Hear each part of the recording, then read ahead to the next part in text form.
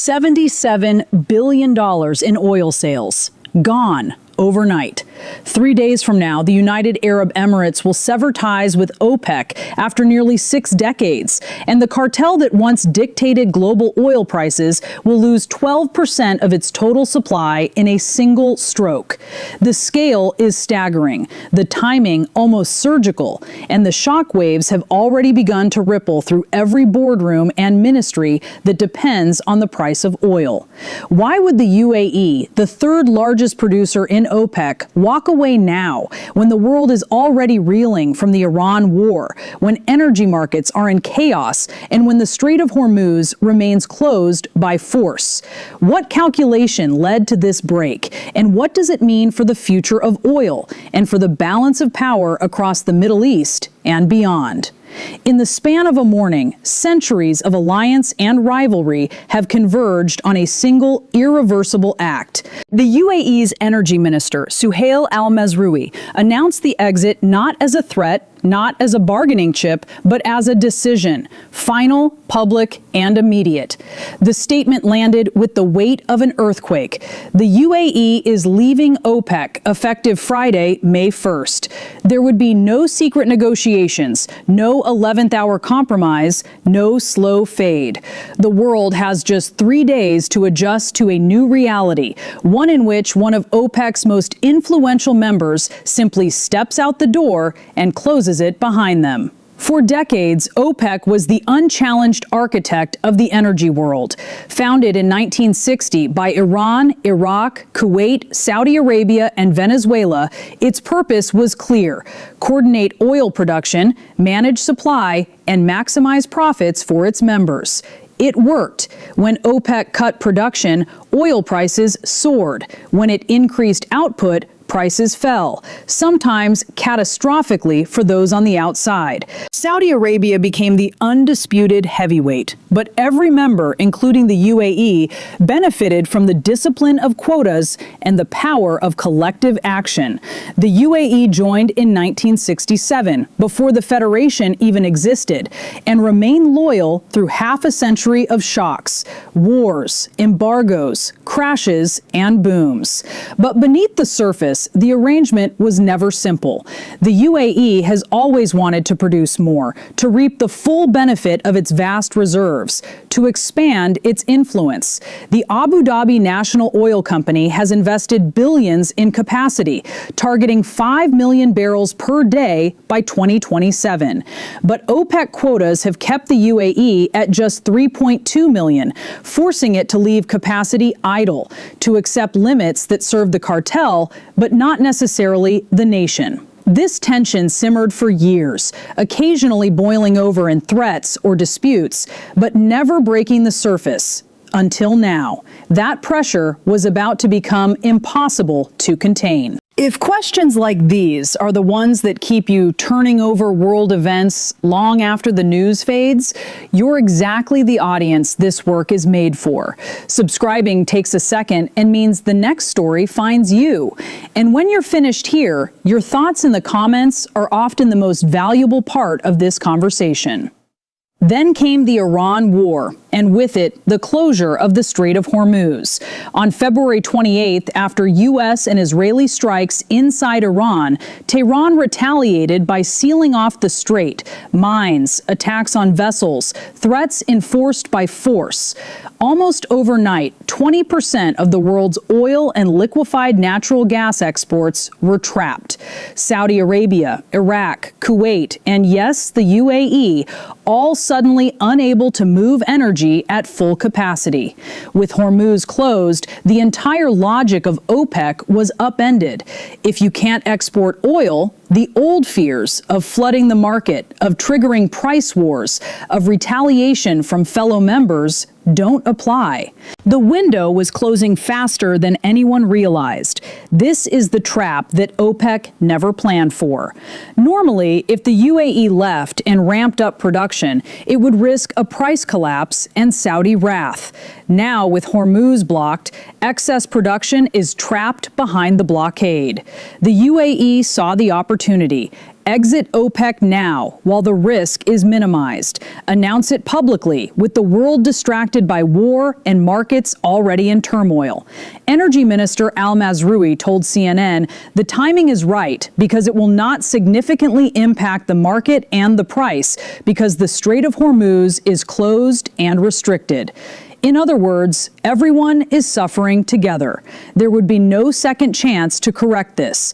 But there was another layer, one that few outside Abu Dhabi's inner circle understood. The UAE has been preparing for this move for years, investing heavily in infrastructure to ensure it can export oil even if Hormuz remains closed. The Abu Dhabi crude oil pipeline running to the port of Fujairah on the Gulf of Oman bypasses the strait entirely. With the current capacity of 1.8 million barrels per day and plans for expansion, the UAE can keep exports moving when its neighbors are paralyzed. This is the quiet move, the one that shifted everything while the world watched the chaos in Hormuz. Saudi Arabia, long the leader and enforcer of OPEC discipline, suddenly found itself exposed. For years, it had kept the UAE in line, insisting on quotas, refusing to grant exceptions, holding the line on production. But the Iran war forced Riyadh to focus inward, managing its own crisis as exports dwindled and revenues fell. The old order in which Saudi Arabia dictated and others obeyed was already fracturing. The UAE's exit, announced without consultation or permission, is a direct challenge to Saudi authority, a signal that the era of unquestioned leadership is over. Kazakhstan was the first to signal it might follow. Its officials have long chafed under OPEC quotas, frustrated by the inability to grow production. Now, with the UAE showing that exit is not only possible but survivable, Kazakhstan's calculus changed. Analysts began to speculate. If one major producer leaves, others may follow, and the cartel's power could unravel with stunning speed. OPEC, which brought in $455 billion in oil sales last year, stands to lose not just the UAE's $77 billion share, but potentially the confidence of every member who values national interest over collective discipline. That assumption was wrong. The immediate market reaction was swift. Oil prices surged as traders scrambled to assess the new risks. U.S. crude climbed past $100 per barrel for the first time in weeks.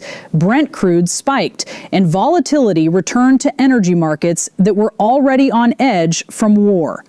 Investors and governments alike were left guessing at the implications.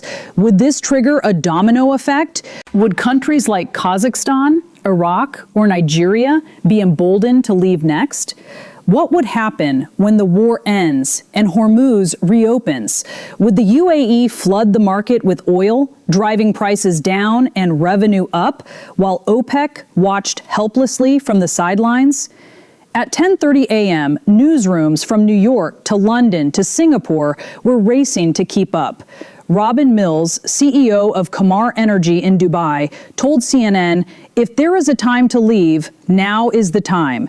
You might see Kazakhstan leave as well." Jorge Leon, head of geopolitical analysis at Rystad Energy, called it a significant shift for OPEC, warning that the cartel could be structurally weaker for years to come. By noon, analysts began to whisper the word existential, a crisis that could threaten OPEC's survival after 66 years. But the reverberations weren't only economic. There was a political current running beneath the surface, one that pointed straight to Washington. For decades, American presidents have railed against OPEC, calling it a cartel, accusing it of price fixing, demanding it increase production. Donald Trump, in particular, made breaking OPEC's power a recurring theme, calling for lower prices and more competition. Now, with the UAE's exit, the White House found itself handed a victory, one that came not from negotiation, but as a side effect of a war meant to destroy Iran's influence and nuclear capacity. Newsweek ran a headline, "How the Iran War Scored Trump His Biggest OPEC Win Yet." What came next would prove that everything the analysts had assumed about this situation was built on a foundation that was already crumbling. For Iran, the consequences are profound.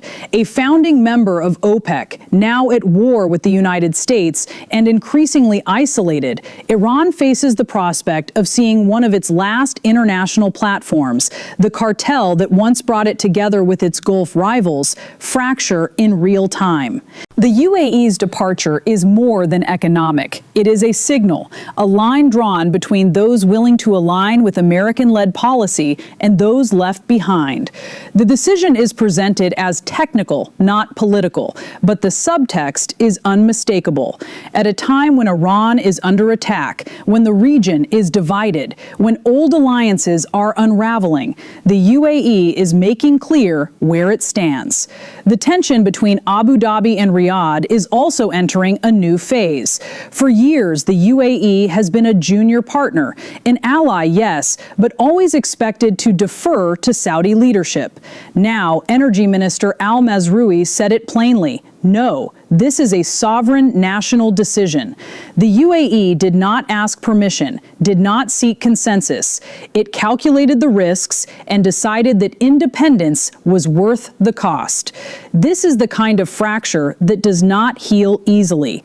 The power balance in the Gulf is shifting, and the old assumption that Saudi Arabia can hold the region together by force of will has been punctured. The fall summit appears, the point at which the world believes the crisis has peaked. The UAE has left, the shock has been absorbed, and markets brace for more volatility. Yet beneath the headlines, a deeper reality is emerging. The UAE's preparations for a post-OPEC world are already in motion. The expansion of the Fujairah pipeline, the investments in refining and logistics, the quiet deals with Asian buyers, these are the moves that will determine who wins when the war ends and Hormuz reopens. The real reveal is not the exit itself, but the new order it foreshadows. That single decision set off a chain of events that most observers still have not fully mapped, and the consequences are still unfolding today. Friday, May 1st arrives. The UAE's exit becomes official. For the first time in 57 years, it will set its own production levels, negotiate its own deals, expand exports at will. The Abu Dhabi National Oil Company targets 5 million barrels per day by 2027, almost double its current output. With Hormuz still mostly closed, the UAE continues to rely on the Fujairah pipeline, keeping exports moving while others remain paralyzed. Oil prices remain high. U.S. crude at $110 per barrel. Gasoline still at record levels for consumers. Airlines cancel flights. Europe faces weeks of jet fuel shortages. The crisis shows no sign of easing. Saudi Arabia scrambles to maintain discipline among the remaining members. Riyadh calls emergency meetings, offers reassurances, makes private threats. But the damage is already done. The precedent has been set. Kazakhstan signals its intention to review OPEC membership. Nigeria's oil minister asks for more flexibility. And behind closed doors, even Iraq considers its options. The cartel's annual revenue, $455 billion last year, faces a future of shrinkage and uncertainty. The ledger is clear. OPEC loses 12% of supply, $77 billion in annual sales, and the ability to dictate prices as it once did. What was made impossible was the return to the old world of collective discipline. What was made inevitable was the emergence of a new era, one defined by national interest, agility, and competition. The human cost remains staggering. Consumers pay more at the pump. Airlines bleed cash. Governments brace for recession. Energy ministers from Berlin to New Delhi lose sleep as inventories dwindle. Yet the real shock is strategic.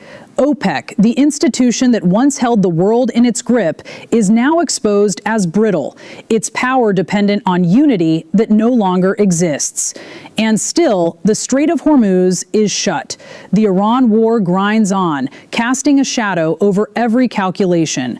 The UAE's oil, for all its freedom, remains constrained by geography and conflict. The benefits of exit are real, but for now, theoretical. The market has not been flooded, prices have not collapsed, and OPEC's decline, though dramatic, remains incomplete. But the writing is on the wall. When peace returns, when Hormuz reopens, the UAE will be ready to act, independent, unconstrained, and determined to seize its advantage. The consequences will reverberate for years. The question worth asking is not just whether OPEC can survive this fracture, but whether any cartel can endure in a world defined by crisis, competition, and the relentless pursuit of national interest. I want to hear your take. Will other countries follow the UAE's lead, or will Saudi Arabia find a way to hold the center? Share your view in the comments below. What we are witnessing is not simply a change in energy policy, but the slow-motion collapse of an order that has governed the world's most vital resource for 2 generations. Power, once concentrated, is dispersing. Institutions, once unshakable, are exposed as fragile. The UAE's decision is both a symptom and a catalyst, a move that will be studied for years as the turning point that reshaped the logic of oil, of alliances, and of economic power. The real story, as always, is not in the moment of crisis, but in what comes after. The ground is still shifting. The next move belongs to others, and the outcome is uncertain. But the era of OPEC dominance is ending, and the world is already adjusting to the shock.